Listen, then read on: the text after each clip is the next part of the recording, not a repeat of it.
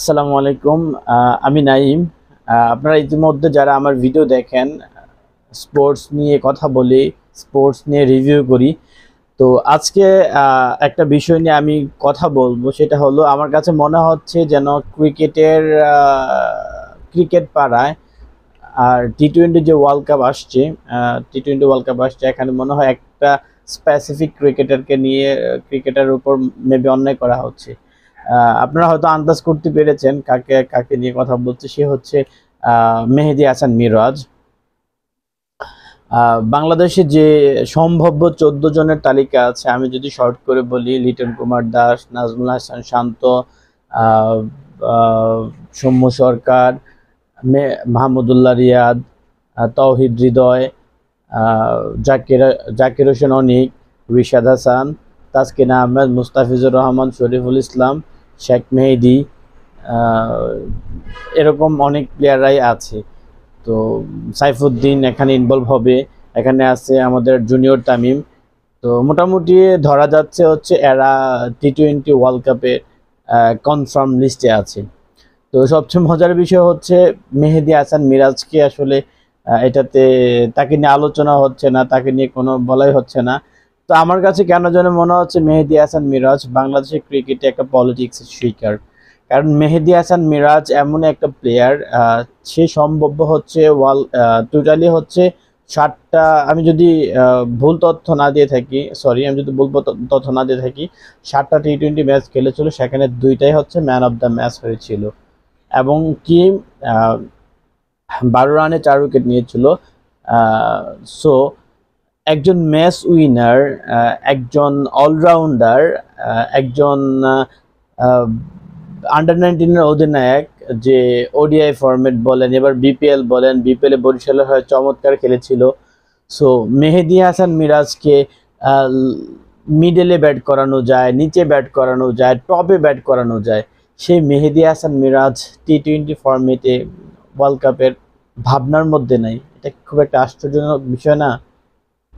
আমরা যদি খেয়াল করে দেখি, লিটন কুমার দাস একদম ফ্লপ, লাস্ট একটা বছর একদম ফ্লপ।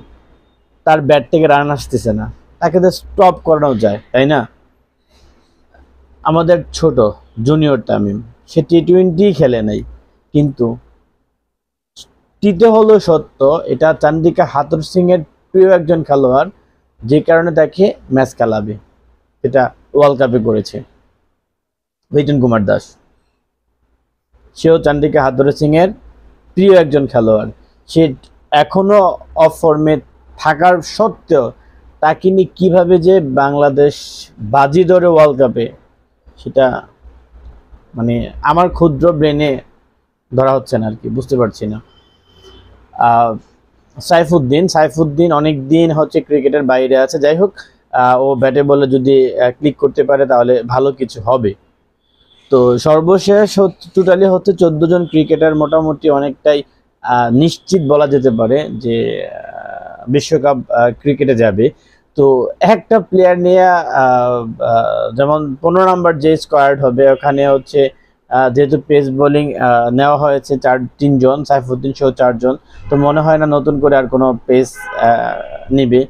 আর স্পিন তো আছে, শেখ মেহেদী আছে, রিশাদ আছে, সাকিব আল হাসান আছে। মনে হয় না স্পিন নিয়ে আর কোনো চিন্তা ভাবনা করবে।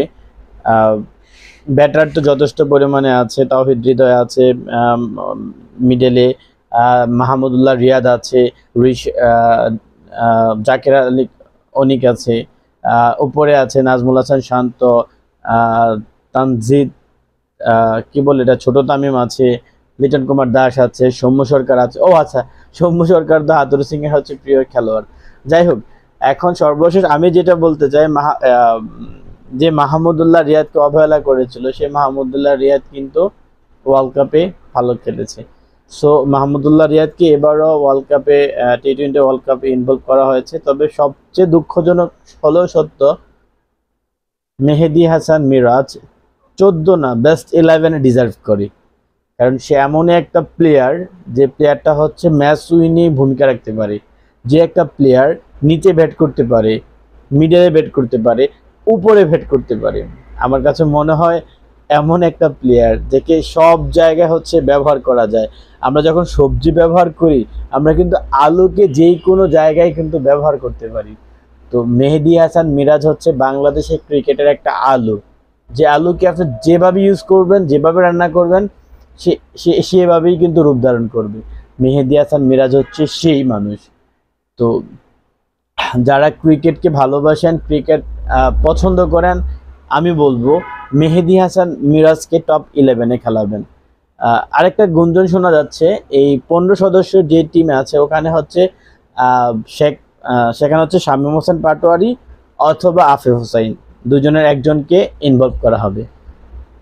মানে আমি বলবো কি, লাস্ট যদি 10টা ম্যাচ যদি আফিফের হিসেব করে দেখি, ইন্টারন্যাশনাল T20 24-এর উপরে একটাও নাই। আমি যদি শামীম হোসেন পাটোয়ারির কথা বলি, ও যতগুলো ক্রিকেট ম্যাচ খেলেছে মাত্র 2টা ম্যাচে ক্লিক করেছে, 2টা ম্যাচে। আর সবচেয়ে খারাপ যেটা লাগে, সে লেগ সাইড ছাড়া মারতেই পারে না। মানে একটা প্লেয়ার তখনই পারফেক্ট প্লেয়ার হবে, একটা প্লেয়ার তখনই ওয়ার্ল্ড কাপে যাওয়ার অধিকার রাখে যখন সে চারোদিকে খেলতে পারে। তো শামীম হোসেন পাটোয়ারি এক পাশেই খেলে। আমি তাদেরকে ছোট করছি না, ওরা অবশ্যই ভালো খেলোয়াড়। তো যেহেতু বাংলাদেশকে পছন্দ করি, বাংলাদেশকে সাপোর্ট করি, তো যেটা বিসিবির, যেটা ক্রিকেটের মধ্যে মনে হয় ভুল হচ্ছে, সেটা তো আমাদেরকে আঙ্গুল দিয়ে ধরিয়ে দিতে হবে, তাই না? তো আমার মনে হচ্ছে মেহেদী হাসান মিরাজ পলিটিক্সের শিকার, হয়তো হাতুড়ি সিংহের প্রিয় পাত্র না, হয়তো সাকিব আল হাসানের প্রিয় পাত্র না, হয়তো নাজমুল শান্তর প্রিয় পাত্র না। সো আমি বলবো, এই ক্রিকেট পাড়া থেকে পলিটিক্স দূর করে যারা আসলেই বাংলাদেশকে কিছু দিতে পারবে, বাংলাদেশকে কোনো সম্মানজনক কোনো কিছু অর্জন করাই দিতে পারবে, আমার মনে হয় তাদেরকে সুযোগ দেয়া উচিত। তবে আমি একটা কথা বলে রাখি, মেহেদী হাসান মিরাজ বাংলাদেশের আলু। মানে সবজির জন্য আলু না, মাংসতে রান্না করা যায়, সবজিতেও দেয়া যায়, ডালও দেয়া যায়, আলুর চপ বানানো যায়। এক কথা হচ্ছে আলু সব জায়গায় কার্যকর। ঠিক মেহেদী হাসান মিরাজ বাংলাদেশের ক্রিকেটের জন্য সর্ব জায়গায় কাজে, ওপেন, মিডল, লোয়ার মিডল, নিচে, বোলিং, ওরে বাবা, সব দিকে অলরাউন্ডার। তা আমি রিকোয়েস্ট করব যারা কর্তৃপক্ষ আছেন, অন্তত মেহেদী হাসান মিরাজকে, যেহেতু একজন শর্ট আছে, মানে 15 সদস্যের মধ্যে একজন আছে, এখনো যেহেতু অপশন আছে, সব পলিটিক্স ভুলে গিয়ে বাংলাদেশের পক্ষ নিয়ে বাংলাদেশের জন্য হলেও মেহেদী হাসান মিরাজকে টিমে ইনভলভ করানো উচিত। বাদ দেন না রাজনীতি, বাংলাদেশের জন্য অন্তত হলেও মেহেদী হাসান মিরাজকে দরকার।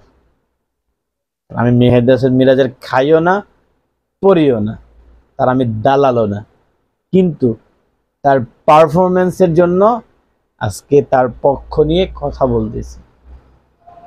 আমাদের বাংলাদেশে যত শ্রোতা আছে না, আমার উচিত অনলাইন অফলাইন, মাহমুদুল্লাহ রিয়াদকে নিয়ে যেভাবে প্রেস ক্লাবে কনফারেন্স হয়েছিল, মিডিয়াতে ভালোই নাকানি চুবানি খাওয়ানো হয়েছিল, বিভিন্ন ইস্যুজ নিয়ে কথা বলা হয়েছিল, মাহমুদুল্লাহ পারফর্ম থাকার পরও তাকে খেলানো হয় নাই, সে মাহমুদুল্লাহ কিন্তু পারফর্ম করে দেখিয়েছে।